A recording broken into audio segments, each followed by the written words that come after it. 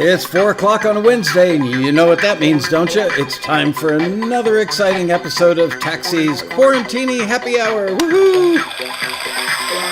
That actually made my head hurt. Thank you, fake audience. Thank you, fake band. Boom. Good fade. Not. And let's say hello to everybody in the chat room. Hello, you guys. Let's see who we've got in here. We've got Dan Weber, Darren Moss, Akira Canyon, Martin Gravel, Ian Shortle, Martin Gravel again, Bob Gunnerfelt, Mark Reel. I'm waiting for other people to show up. Come one, come all.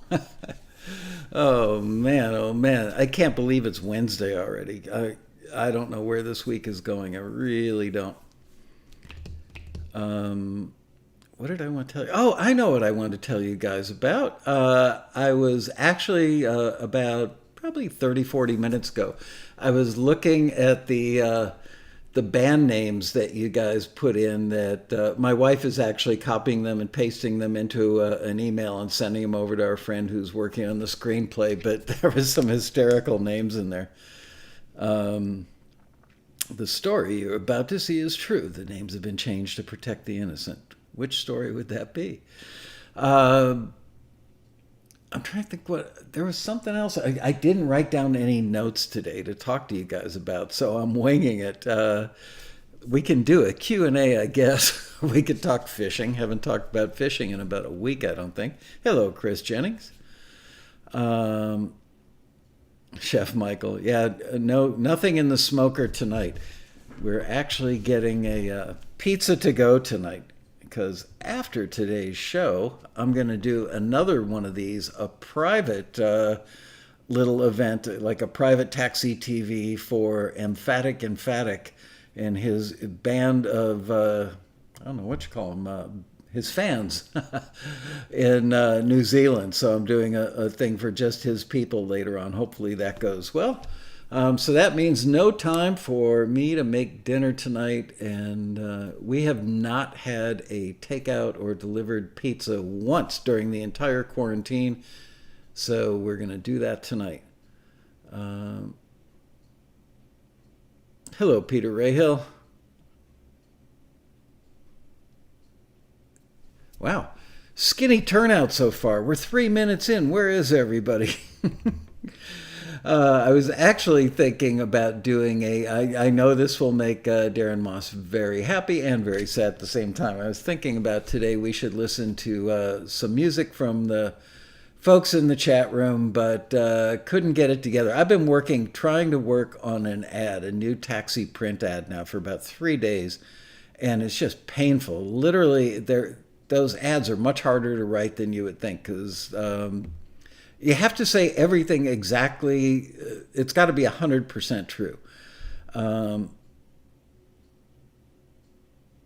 Let's see. Darren Moss has a question. I wonder how many of Taxi's most successful members doing film and TV have piano and keys as their main instrument versus guitar. Piano would be advantage with home recording. I'm just shooting from the hip on this answer, Darren, but I would say that a lot of them are actually multi-instrumental and play some of each.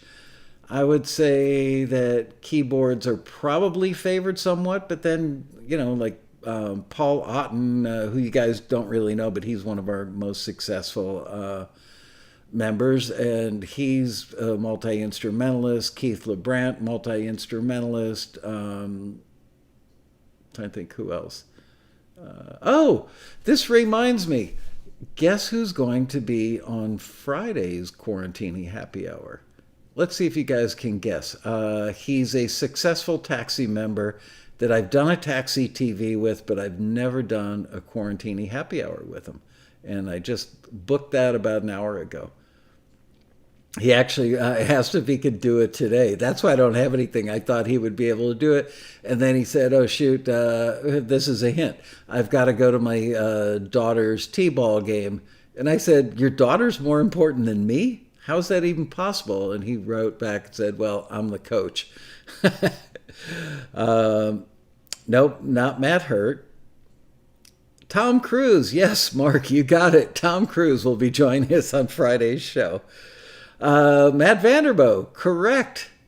Absolutely correct. Yeah, I'm excited. He's just a ton of fun. He's a great guy, has such a great spirit. He's hysterically funny, and just has the greatest work ethic in the world. By the way, he's moved out of his house that had the tool shed studio, and he got a little larger house, maybe a lot larger house, I don't know, but he actually drove me by it. Remember, like 6 months ago or so, I flew out to Boise, Idaho. He actually lives in Nampa, Idaho, which is a suburb of Boise, and I flew out there just to do a taxi TV with him. I arrived, we grabbed a little lunch, we went over to his house, did a taxi TV, and then went out for incredible Korean food that evening, and then flew home the next morning. And because he drove me, I saw the house he was in that had the tool shed studio, which was way nicer than most tool sheds, obviously. And then he said, "Oh yeah, I've got a down payment on another house," and he drove me by. It's very close. It was like a half mile away or something, but definitely a bigger house. And in the new house, he's got an actual studio in the house. So there you go. We can no longer call him the tool shed studio guy. I did go to his place. It does feel like a lifetime ago. We're smoking rabbit. Aren't they hard to keep lit?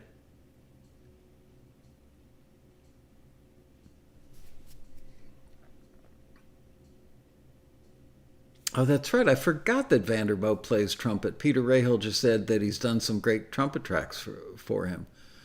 Yes, hit the like button. I don't think we got a lot of likes yesterday. Just hit the like button. Yeah, so going back to Darren Moss's question, there are a lot of members that play some of both. And I think what they've discovered is they don't need to be a virtuoso on anything. As we've said a million times, simple is often better. And I think that guys who, nobody has to be good enough to play like, an incredible Van Halen guitar lead. If you can do chords, or if you can do simple finger picking, same thing on a keyboard. I mean, nowadays, with MIDI, I know a couple of members that literally couldn't, if you said play Happy Birthday on the piano, they couldn't do it, yet they make great tracks. So there you go. Smoked rabbit tastes like smoked chicken with rabbit seasoning. Let's write the taxi ad here. Honestly, as much as I would love to, especially considering you have an ad agency, I just literally turned over the piece of paper. I've written it about 5 times now, and I keep editing. But every time I edit, I have to make sure that it's not telling the story like Taxi would like it to be told. It's got to be an accurate story that's true to the member's experience. So there you go. Yes, Joseph Alonso, I did get the metal band names and have given them to my wife, and she is pasting them all into an email and sending them off to our friends. So I'm curious to see if she likes it. First it was Gophers, now it's Rabbits. Michael, what the hell's going on? Scott, what can I tell you? You should make rabbit pizza. I'll bet you nobody has ever made rabbit pizza before. Just make sure to take the fur off, okay? Anthony Franz wants to know, how about vocalists? Wow, Dean, your cat has caught 6 rabbits this summer? Our cat never caught a rabbit.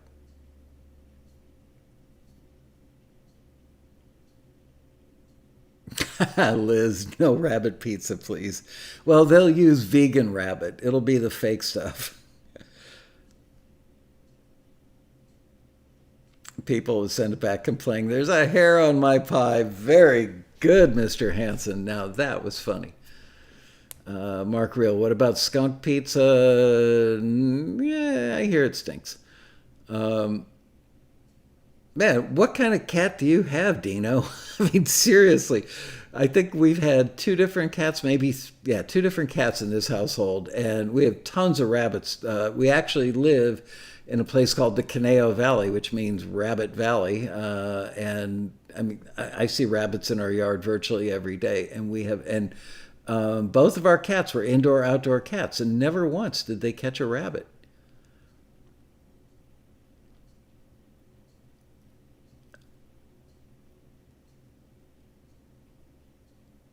I submitted to a listing. This is from iKey.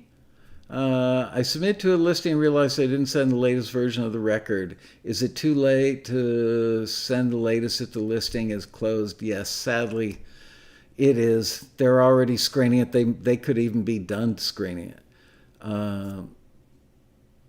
Dan Weber says my M Audio MIDI keyboard's on its side, leaning up against the wall of my closet. My QWERTY is better. I don't want to know about your QWERTY. Wow, you do have a killer cat. I mean, yeah, ours would bring home lizards and, the occasional mouse. Never caught any gophers. I did see a hole dug into the hillside yesterday behind our house that looked to be about 8 inches deep.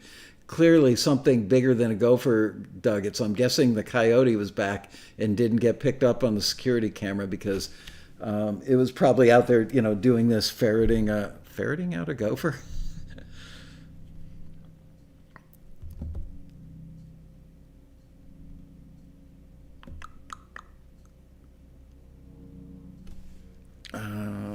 Get my other little scrolling device over here. I want to scroll back up. There's something I want to answer.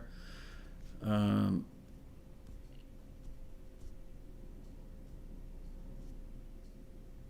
maybe I missed it. Oh well. So there you go. Now we've talked about animals. I am having this one gopher in the backyard that has made it from the hillside up into the level grassy part of the yard. Has escaped the gopher hawk. I had three of them out there. I found his tunnel and went bink, bink, bink and put three of them along his little route there, and he's avoided all of them so far. I'll get him sooner or later. John Hemingway, something. I guess he's testing. Speaking of coyotes and such, where's John Pearson? He hasn't been around yesterday or today.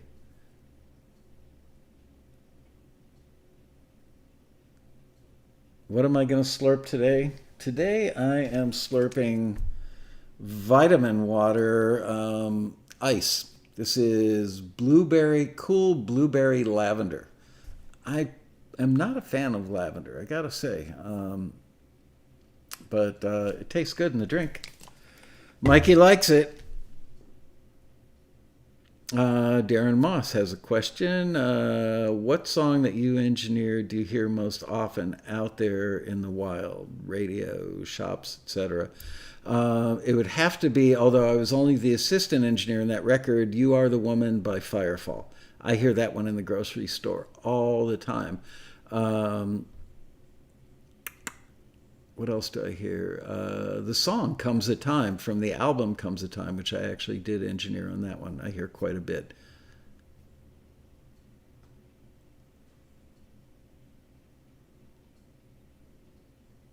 Oh, JP was here yesterday, but quiet. Wow, he's behaving himself.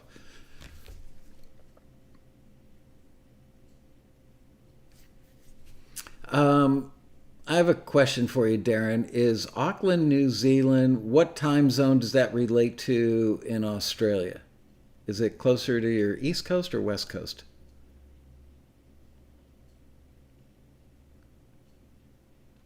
Anthony Franz, You Are the Woman. Love that tune. Okay, here's a studio story. I don't know if I've ever told you guys this one, so please forgive me if I'm repeating myself because I've been known to do that, especially in the context of the Quarantini Happy Hour.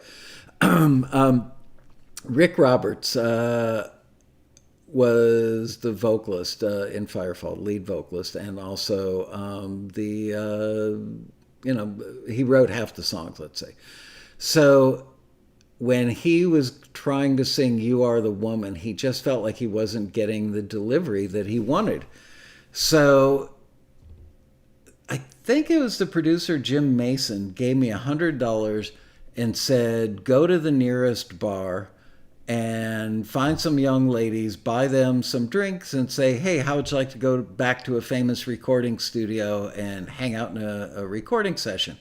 Of course, any girls that I approached with that line thought I was some kind of pervert, but I did actually get like 5 or 6 girls to come back to the studio. It took about an hour to round up my crew, went back to the studio, and we put them in a semicircle in studio chairs. And Rick took a 57 and handheld it and sang "You Are the Woman," I believe, in one take, singing it to the girls who were like 5 feet away from him in this semicircle around him. And just goes to show you that getting the right performance, he needed to sing "You Are the Woman" to a woman. He needed to have that authenticity and believability in the vocal. Otherwise, it wasn't flat or pitchy. The guy had a great voice. He was a great singer, but he just felt like he needed that extra like 15% believability factor, and it worked. A 57? No, that's a microphone. The Firefall boys all live right up the street. See them all the time. Where do you live, Rick? And who's left in Firefall? I think Jock Bartley and David Muse are the only two original guys still left in the band. I still talk to Larry Burnett from Firefall every now and then.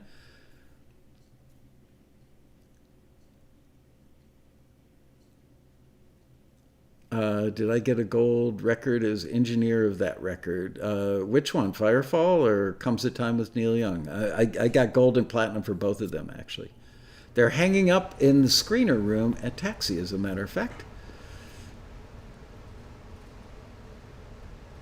Yeah, let's start a rumor that Rick Roberts from Firefall pointed a 57 caliber gun at these women sitting in a semicircle while he sang the song. That didn't happen. I'm just making that up. Oh, Jock, Mark, and Sandy, you're kidding. Well, tell them I send my best. Sandy, I used to use as a studio drummer on stuff that I would produce like 3 or 4 years after Firefall. He wasn't even in the band when I worked with them. Wow, I think I see a UFO outside my window. Up against the mountain range, there's some shiny silver object. It must be a balloon floating away. Mark Andy's the nicest damn guy in the world. Nice, nice, nice. Incredibly nice guy. And to me, all those guys are still like 30 years old. I'm sure they're all like 70 now. Jock Bartley, an incredible guitar player. I produced a band, I can't remember. It was another country rock band, like 2 years after Firefall. I think it was the first thing I ever actually produced that wasn't a demo. It was a record, and I did a really crappy job on it. I didn't know anything. I thought I did at the time, but looking back, I did not. Anyway, I flew in Jock Bartley to play some extra guitar parts on the record.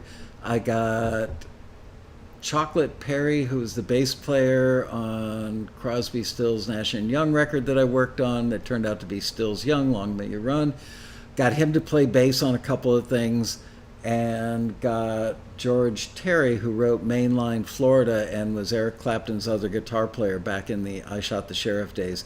And I got the guys from Firefall. I got Rick Roberts and Larry Burnett to sing background vocals on the record, and got Jock Bartley to play some guitar parts. Hello, Trev. So that was fun.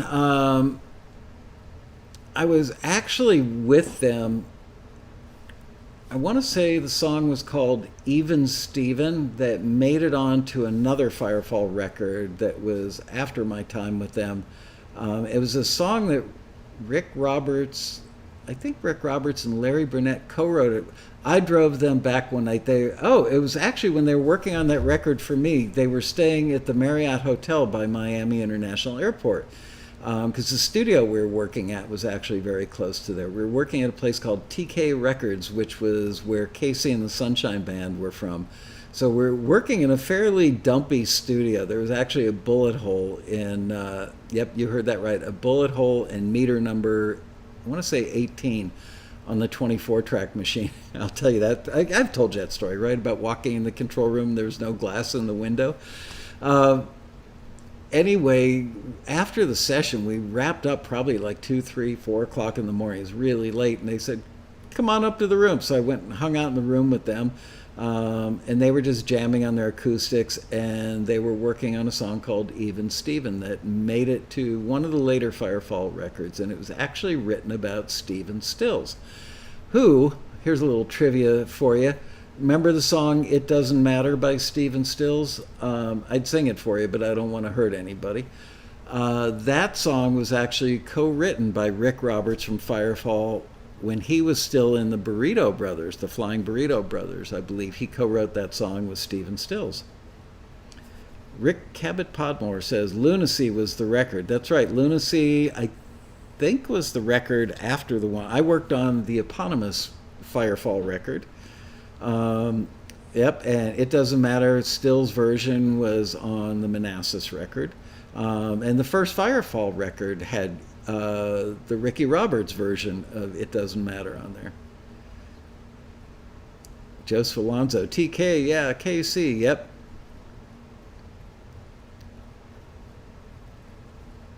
Nope, he means Manassas, like Manassas, Virginia, I think, right?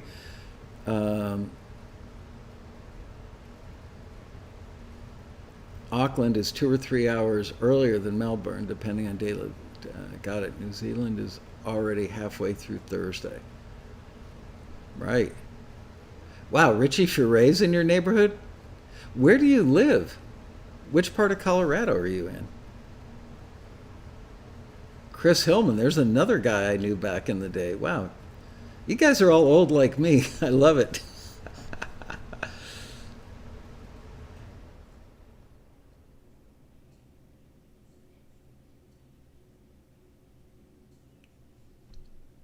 I should move my head so people know that we're not frozen.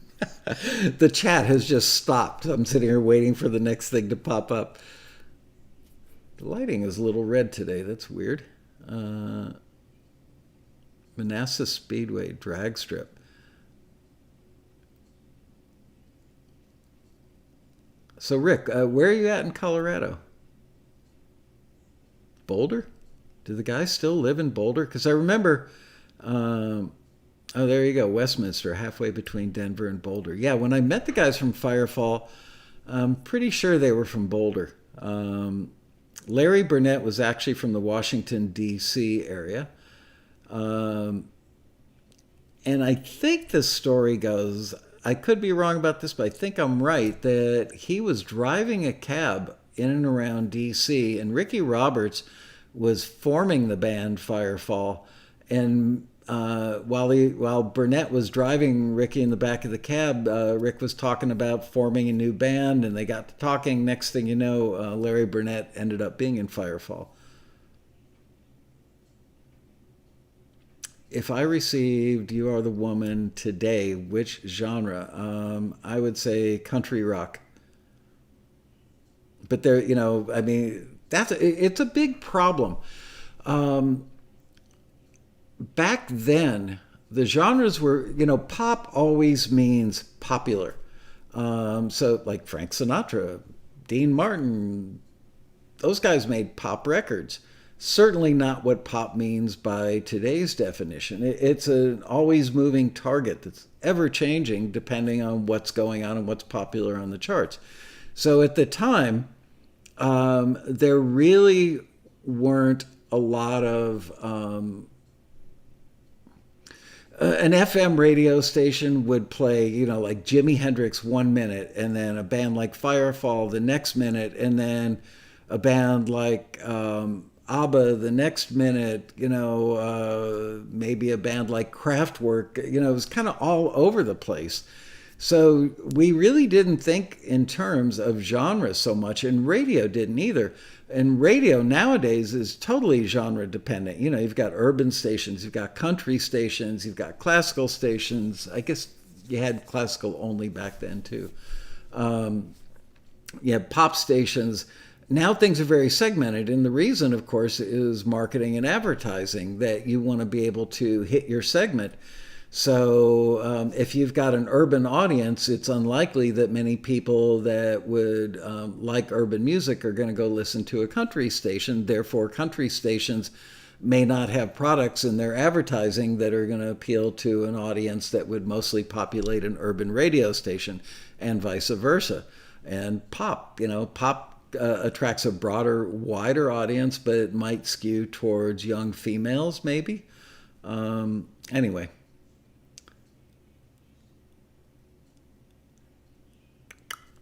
Didn't I see something about, okay, the fellas are all in Boulder, Longmont, and Louisville.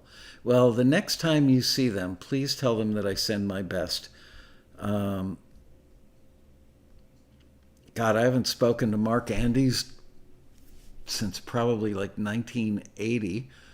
Um, I don't think Sandy either. I think I used Sandy, last time I used Sandy FICA on drums on something I was working on was probably in 81, maybe 82. Um, I think I've spoken to Jock Bartley on the phone a couple of times, like maybe 10 years ago or something. Larry Burnett is the one that I keep most in touch with. He and I were pretty good friends back in the day. He's the guy that wrote the song Cinderella, um, which was probably my favorite song in that record.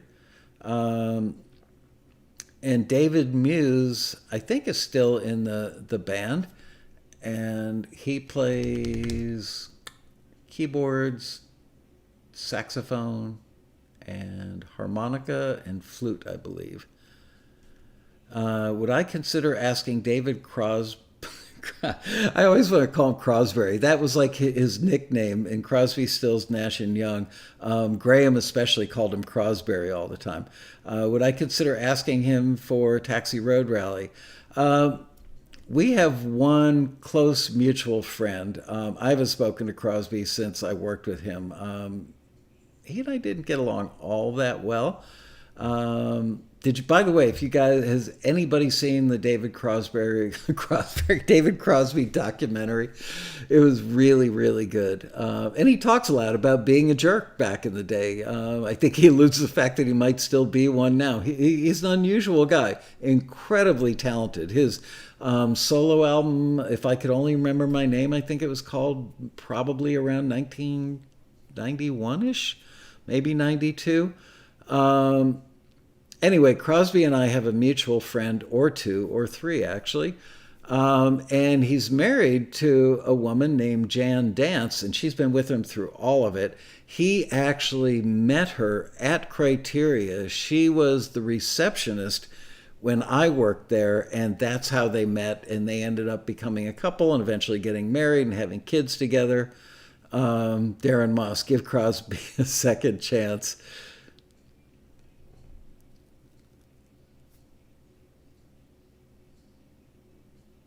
Um, I think it was on Netflix. The Crosby documentary is really good. If it wasn't on Netflix, maybe it was on Amazon Prime. I don't remember where I saw it, but I saw it about 3 months ago. It was really, really good. Hello, Wind Chimes. How are you, Lori? Um, I don't know what I would ask David Crosby. I mean, did I ever tell you guys the Stephen Stills Firebird, Gibson Firebird guitar? We all know the lead guitar part on the song Wooden Ships, right, from the first CSN album before Neil joined the band.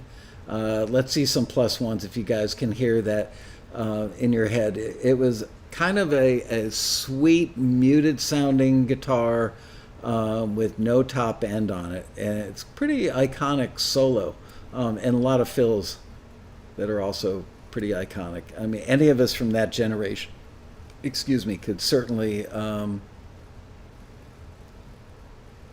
Yeah, personally, Cass says I'd prefer newer modern producer players as rally special guests. Yeah, I'll throw one in there every now and then that, dates back, like Ken Calais or somebody. But yeah, we need, we can't live in the past. We can add a little salt and pepper. Um, all right, so you guys can all hear that solo in your head, or many of you can. So one night, we'd probably been in the control room, in the studio for like 2 or 3 weeks without leaving at that point. We were all really toasted. Um, there may have been some substance abuse going on, but me, I just watch other people inhale. Anyway, Stephen Stills had just played a part. I can't remember which song, but he used that White Firebird. I had no idea until I heard it. I went, "Oh, that's the guitar you used on Wooden Ships," and he went damn straight. And when he came back in the control room, he leaned the guitar up against the back wall of the control room, and there was very little clearance between the doorway from the studio to the control room, and he left the cable plugged into the guitar. Why, I do not know. Or maybe he was actually playing the part in the control room. I don't remember. I just remember that I can picture where it was in the room, and I said something to him like, "Stephen, I don't think that's a good idea to leave that up against the wall there." And I was 19 or 20 at the time. And these guys had all been, I mean, they were world class artists, had been around the block. And I probably shouldn't have opened my mouth, but I just thought, I see trouble when it's on the horizon. That's the kind of person I am. And he shot me a look and said something like, "Dude," gave me like, "Don't tell me what to do with my guitar." And I don't think it was even 30 seconds later, somebody came through that door, either hit the guitar with the door or tripped over the cable. The guitar went over and the neck snapped on the guitar. And there was Stills sitting on the floor of the control room, cradling his guitar. Um, yep. Yeah, it was on Southern Cross as well. Anyway, I remember that he took it back into the tech shop at Criteria. There was a guy working there named Brad Richardson who's no longer alive, but Brad was well known for doing acid at like, he worked like the 6 p.m. to 6 a.m. shift, and he would smoke a lot of weed, drop a lot of acid, and sit back there in techie land with his soldering iron and magnifying glasses, he was the nutty professor, but genius. The guy was brilliant. And anyway, so he got the job of gluing the neck back together on that Firebird. Yeah, it was just horrible. Darren Moss says, "Comes a time, the song and one of my faves. I love the sound of the violins, fiddles. Those guys were all done in Nashville. I think at Woodland Sound, if I remember correctly. Um, and it was a full band. It was at least 25 people sitting in the room, like multiple acoustic guitar players, a full string complement, bass and drums, all overdubbed to the stuff that we did in Florida, which was basically just Neil acoustic guitar, his voice, and the lead acoustic part that's on there we also did in Florida. Everything else we did in Nashville. Yeah, this wasn't a headstock that snapped. It was like right in the middle of the neck.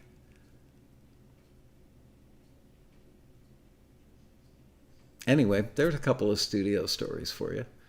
So what else? It's Wednesday. It's hump day. Tomorrow, I am definitely not doing the big show. Tomorrow, we were supposed to have a guy come today to do an awning repair. Then it got moved to tomorrow. And it's like 10 feet away from where I'm sitting. And there's going to be some drilling and, some tool noise going on. So, no, I didn't wear my hair in a ponytail back then. Um,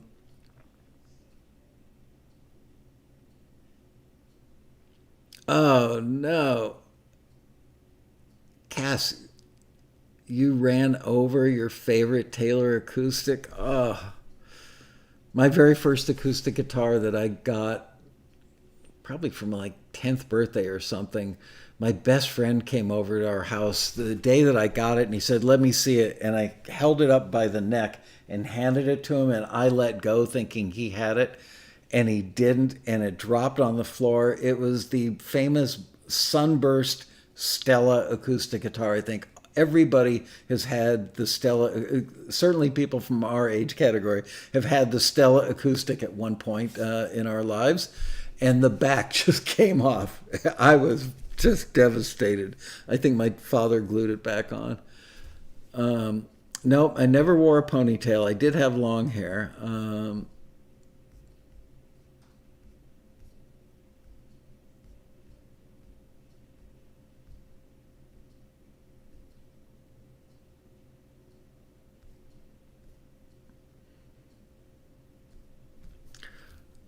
I don't know if my studio adventure, people always tell me I should write the book. I don't think anybody would care. I'm only famous to the 60 people that watch this show.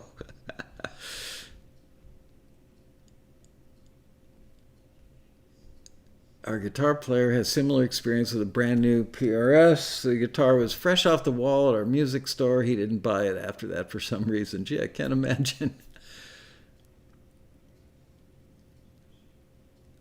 I've never owned a Taylor, but they sound great. I've never recorded a Taylor. I was a big time Martin lover, but Taylors weren't a thing back in the day when I was in the studio. Which Mraz are we talking about? Barry Mraz? Jason Mraz?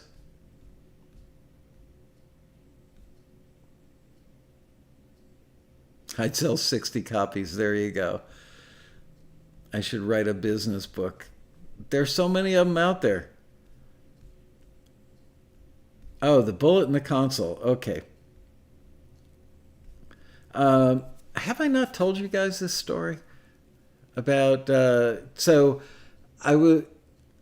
I had left Criteria to produce a record with a band called Wild Oats, and I rehearsed them for about 6 to 9 months, like 3 or 4 or 5 nights a week in a 2-bedroom condo in South Miami near Kendall Drive. And we got them a record deal with a label called Clouds, which was, as they called it, the white label on TK Records, which was primarily they had like Betty Wright and Clarence Reed, a bunch of great black artists. And I believe that KC was the first non-African American artist on that label. And then Bobby Caldwell also got signed to that label.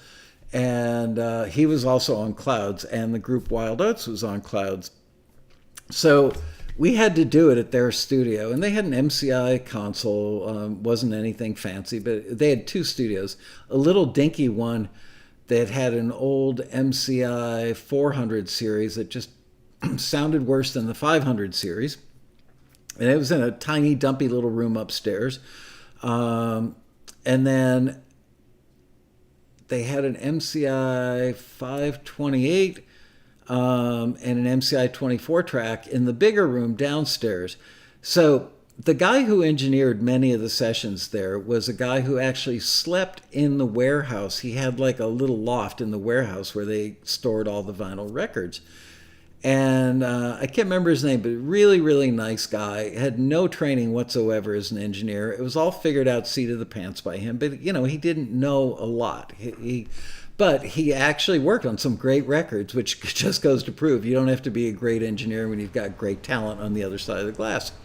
So he was working with, I believe it was a reggae artist named King Sporty. You could probably Google King Sporty and find him.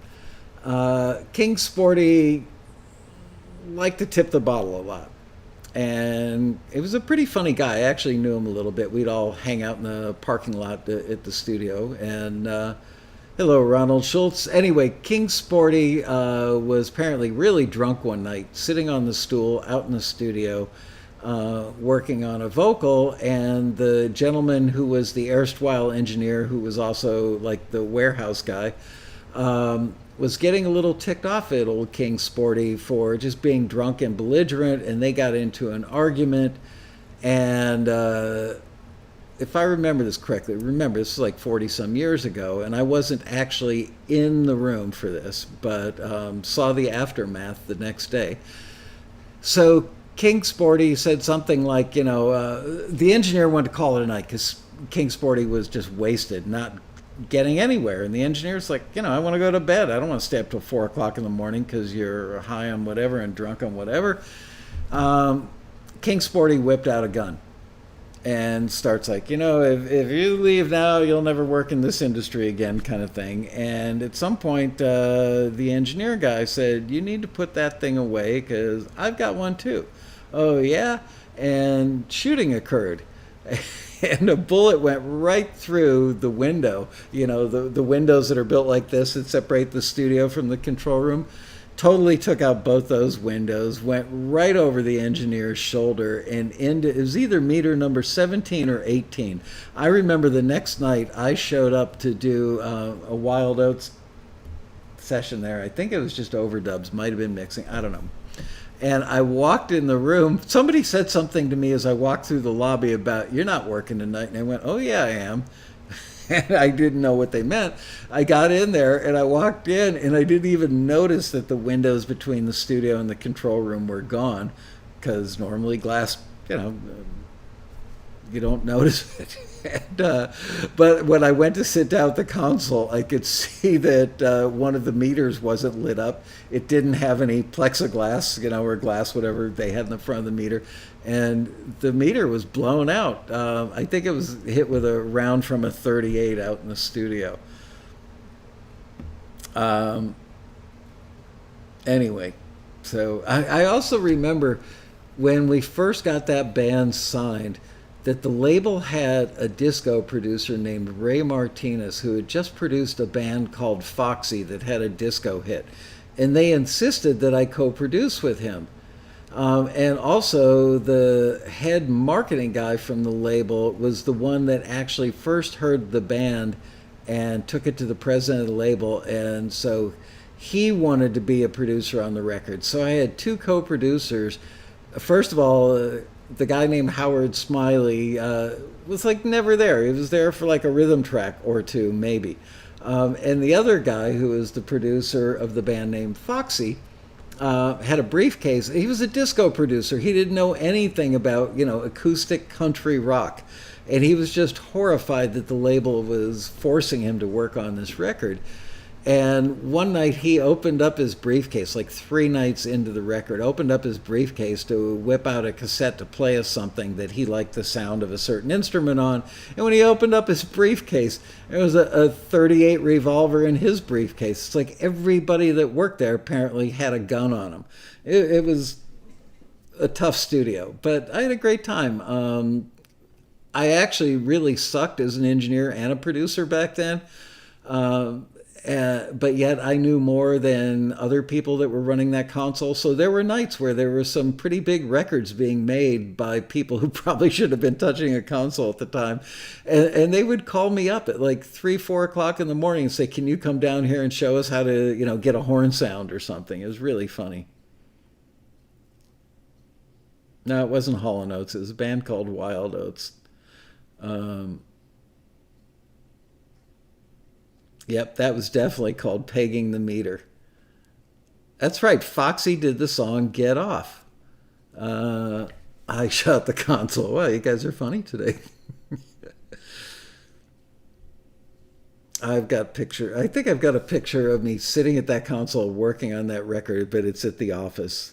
Man, I had a really, really, really hard time getting any good sounds out of either of the rooms there. Actually, the week that Firefall was in town to sing background vocals and do the extra guitar parts, the bigger, nicer studio, which still sucked, was occupied by, I want to say Bobby Caldwell, I think. So I was relegated to go upstairs and work in the really crappy studio where they did most of the rhythm tracks for the first Casey and the Sunshine Band record. And man, that room was just terrible. You literally couldn't touch anything anywhere in that console without it going. Like if you moved a fader, it was glitchy. Sometimes if you had the monitors turned up loudly enough in the control room and the console vibrated, it would just cause things like faders or pots in the console to glitch out. The reason was everybody chain smoked in these rooms. Everybody was snorting cocaine. Everybody was rolling joints. And all this crap would get into the console. And it just, I mean, you got to keep a console clean to not get all that glitchy stuff where contacts meet contacts. I remember I used to keep a can of Cramelin. It was contact cleaner. And I would literally keep a can sitting next to me, next to the remote for the multi-track. And like if I knew that I was going to use a fader on input on channel 18 to do a vocal, I would spray Cramelin into the fader slot and exercise the fader before I actually started working on the thing. Now, I didn't engineer the flute solo on You Are the Woman. I was the assistant engineer on the record. I did do the entire setup for that room. I just told Carl Richardson, who was the first engineer in that record. I saw him at that reunion that I went to late October of last year. I reminded him that I was one of his students in his RIAA recording class. And when I walked into the control room for the start of the Firefall record, I said, okay, give me a drawing of what you want where. And he said, no, you took my class, you figure it out. And I went out there and set it up, and I came in the control room. My heart was pounding. I swear, if I'd looked down at my T-shirt, it would have been going boom, boom, boom. And I was so scared to death. It was the first time I was actually like the legit assistant engineer and not like the assistant to the assistant engineer on something. And Carl looked at me and he said, you did everything exactly how I would have done it. Well, I took his class. I knew all of his favorite microphones for various instruments.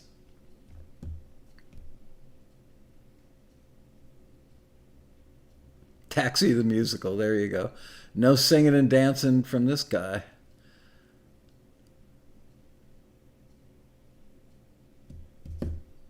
Anyway, all right, I'm out of, I've told these stories like 100 times. They may be fascinating to you, but not so fascinating to me.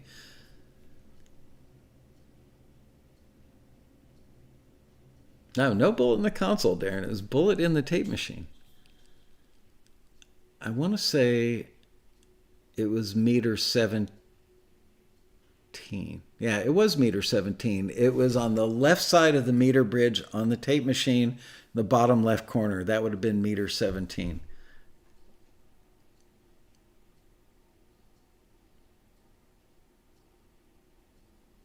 Who do I want to play my part in the musical? Why, Tom Cruise, of course. Have I seen the new painted walls yet? Only in a video that my wife sent me before she left the office yesterday.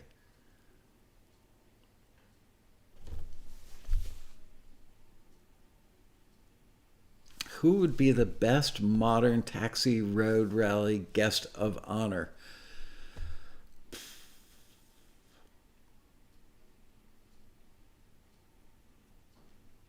I'd love to get Ed Sheeran. Um, I just love everything that he does.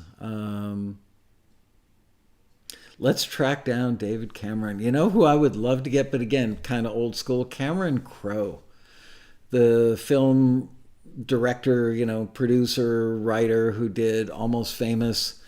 Um, have you guys all seen Almost Famous? I love that movie.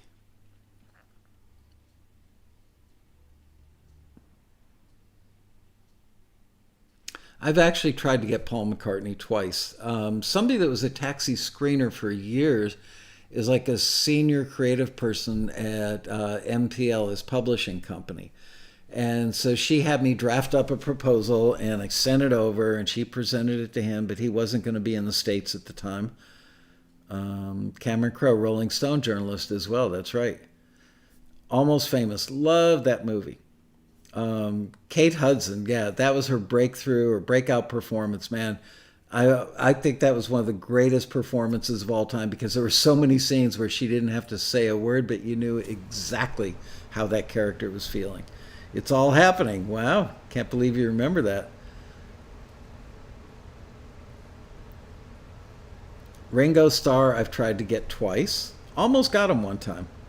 Came very, very close. We have a mutual friend, a couple of mutual friends, and Ringo, he would have done it, but he wanted to do it like a week later or something. It's like he couldn't do it that weekend. Yep, he did turn 80 yesterday. Um, yeah, I loved Almost Famous. I mean, that's how I felt. The kid in that movie, that was like the youngest guy in that circle of people that got to see all the great stuff behind the scenes. That was basically me when I started my career at Criteria. And people called me the kid. Where's the kid? Um, because I was probably younger than everybody who ever got a job there, except for Ronnie Albert, who started there when he was 15, I believe.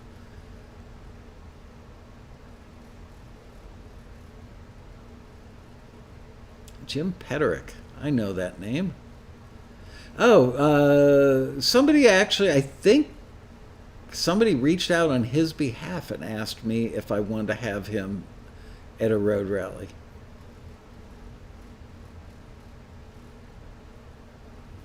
It's hard um, when I think about people that I want to have at the road rally.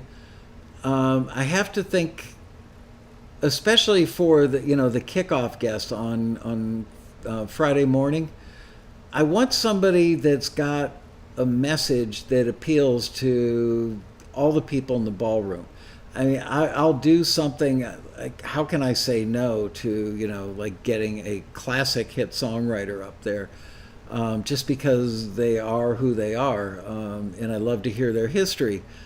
But like when I did Ken Calais, I purposely did him, it was a Friday night or Saturday night, as kind of a late night cozy hangout in the ballroom because I knew that he would have great stories. But it wasn't something that I felt that would appeal. We're trying to get you guys to be current all the time, at least if you're doing that kind of music. So it doesn't do any good for me to have a bunch of guests that aren't doing current stuff, but I will give a nod to somebody whose work I really love and appreciate. Honestly, Ken Calais was largely for me. I've wanted to meet that guy and have that conversation for a long time. I knew that other people would be excited, and I knew that people would be excited to hear, the various soloed instruments from the tracks from that record.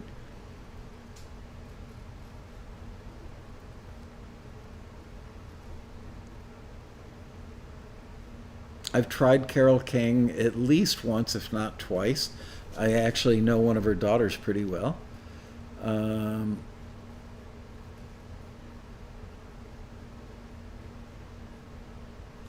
yeah, Max Martin would be good.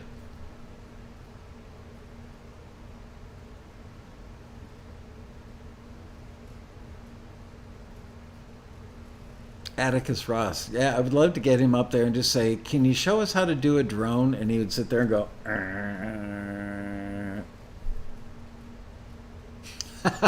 Ariana needs me to give a pose before we sign off. I can't pose and I can't read. I can't read a speech from paper and I can't pose. No, don't use that one. I had the famous tarpon mouth. I should reach out to Russell Hammond. Do you guys know who Russell Hammond is? I'm a golden god. Remember that? There you go, Ariana. How's that? I'm smiling. My eyes look like slits. Do a slurp pose. There you go. Quincy Jones, tried him. Almost got Clive Davis. You guys can't imagine how much time goes into trying to get these guys because first you have to connect with their handler, or sometimes them personally. Um, And then you've got to write up the proposal. And you can't just take the one you used for the previous year's guest or even somebody 3 years ago. It's got to be totally custom because they want to know, well, what are you going to talk about? And so you have to sit down. I have to sit there and write a bunch of questions and talk about what we're going to talk about, knowing that there's about an 80% chance they're going to say no. God, who was it that... Oh, one year I had somebody cancel on me about 2 weeks out, if I remember correctly. And I called an acquaintance of mine, not exactly a best friend, but acquaintance of mine who runs, what's the studio that Geordie Hormel built? Fleetwood Mac did Tusk there.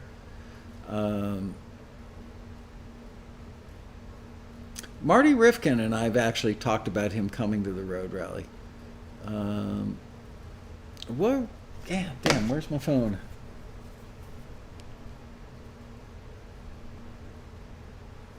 Where did Fleetwood Mac record Tusk? Village Studio. Okay, so I know a guy named Jeff Greenberg who is like the general manager of Village Studio. He knows every rock and roll star you could ever want to know. At any moment in time, every one of those rooms is filled with somebody super famous. A lot of acts go there. They've got these big like writing rehearsal rooms upstairs on like the third floor. And people will rent out, and big stars, huge stars, will rent out one of those rooms for like 2 months and just go there every day for writing sessions with other pro writers. Anyway, so I called up Jeff Greenberg and I said, look, I had somebody cancel on me. I desperately need somebody. And he said, how about Joe Walsh or Ringo Starr? He's close friends with both of them. And I said, great, get me one or the other. So if I remember correctly, Ringo said he would do it, but couldn't do it on that date. And I can't move the road rally when I'm 2 weeks out. I can't even move something within the schedule because we have printed materials and stuff, and you can't even imagine the havoc it would wreak if, we said this person's going to be in the ballroom at this time, and then they weren't. We tried that with something a couple of years ago where we had somebody got ill or something, and it was a minor disaster, but for a big panelist like that, it'd be a major disaster. Yeah, Ed Cherney, I actually used to know Ed. I would love to get Joe Walsh. Anyway, and I can't remember. I think Joe said, yeah, a lot of people say, yeah, I would do it if, I would do it, but I've never asked Katy Perry. I didn't want to suck up to her that much, even though, I know her well enough that she called me while sitting there with Max Martin a few years ago. Yeah, the Village is a great studio. Daryl Hall would be great. Old school, though. By the way, did anybody watch the Eagles concert that was on ESPN this past weekend, Sunday at 5 o'clock in L.A.? It was the first two shows of the tour where Deacon Fry replaced his dad, who sadly passed away, in the band, and Vince Gill joined the band as well. I gotta say, Deacon Fry, man, the kid held his own. Nothing could be as good as having Glenn Fry back up on stage, but that's not going to happen unless they do it holographically. But I got to hand it to Deacon. He was 24 years old at the time. Could you imagine, even though he's known Don Henley since he was born, I'm sure he calls him Uncle Don. Could you imagine being up on stage at the Forum in Los Angeles with Don Henley? It's like I'd be so scared to death to just, make any sort of mistake. Anyway, it was really good. It was like 2.5 hours of great music. I just love watching Joe Walsh, man. He's such an original. The guy is great. First of all, you would never think that Joe Walsh, with his kind of, craggy voice, He's just got such a weird voice in a good way that he could blend on those beautiful eagle harmonies, but he does. Joseph Alonso, today was a great show, all about the music biz. Yeah, I mean, I don't think this, I always want to move you guys forward, give you information that can move you forward in the industry. But the Quarantini Happy Hours were not really designed to be that. It was really designed more to be a hangout to keep us all busy during lockdown. Ooh, Billie Eilish and her brother. That's a good one.